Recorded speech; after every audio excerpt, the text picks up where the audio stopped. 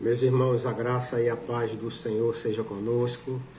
Nesta quarta-feira, 3 de junho de 2020, eu quero aqui refletir com você sobre a última parte do texto bíblico lá do livro de Atos, no capítulo 38, quando o apóstolo Pedro, naquele primeiro sermão, responde à pergunta daqueles que se encontravam aflitos, perguntando: irmãos, o que faremos agora? E ele responde: arrependam-se e cada um de vocês seja batizado em nome de Jesus Cristo para perdão dos pecados e receberão o dom do Espírito Santo. E nós queremos falar exatamente sobre o receber o dom do Espírito Santo. Até aquele dia de Pentecostes, os apóstolos tiveram que esperar o cumprimento da promessa que Jesus renovou, promessa que foi feita pelo nosso Deus por meio do profeta Joel, dizendo que chegaria o dia em que ele derramaria o seu Espírito sobre toda a carne.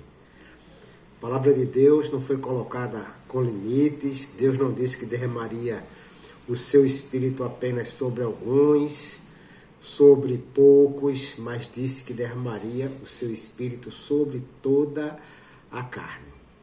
E aí, meus irmãos, nós precisamos entender algo muito especial. Ao esperar o cumprimento da promessa, os discípulos se reúnem e naquele dia de Pentecostes, quando a promessa se cumpre, eles recebem o dom do Espírito. O Espírito Santo de Deus passa a habitar nos discípulos. E quando Pedro prega aquele sermão, nós vamos observar então que há quase 3.000 pessoas se convertem, são batizadas, ou pelo menos o texto diz que 3.000 pessoas aceitaram a mensagem do Evangelho e foram batizadas naquele dia.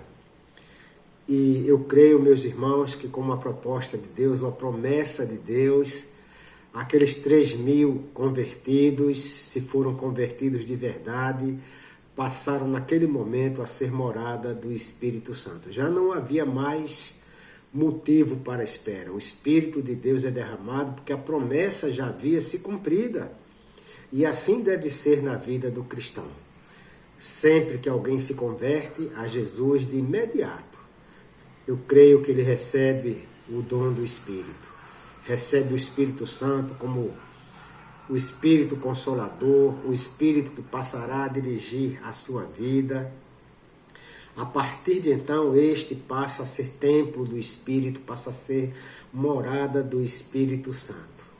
Naquele dia em que se cumpriu a promessa, e a partir daquele dia até os nossos dias, sempre que alguém recebe a mensagem do Evangelho, aceita Jesus Cristo como Senhor e Salvador da sua vida, esta pessoa recebe o Espírito de Deus. E você pode me perguntar: e por que alguns não vivem a vida como se fossem verdadeiros cristãos cheios do Espírito? Eu gosto muito de uma frase que o Bispo Léo usa, e creio que isso é história contada pelo reverendo John Stott, que diz que nós somos como cisternas rachadas, como cisternas que precisam de estar o tempo inteiro recebendo água para que se mantenham cheias. Cisternas que, se não são enchidas novamente, elas vão se esvaziando. Isso é exatamente o que acontece conosco. Quando nós começamos a andar e começamos a nos afastar de Deus, nós vamos nos esvaziando.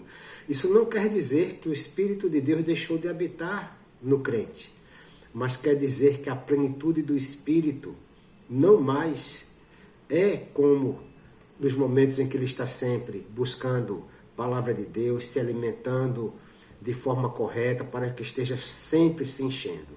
Lembre-se do que Jesus disse quando chegou à beira daquele poço de Jacó, conversando com a samaritana, dizendo que aquele que bebesse da água que ele lhe dava seria capaz de jorrar fontes de água. E também no meio da grande festa, quando o Senhor se levanta e diz: aquele que tem sede, vem a mim e beba. Porque nós precisamos estar permanentemente indo ao Senhor. Precisamos estar permanentemente em Jesus.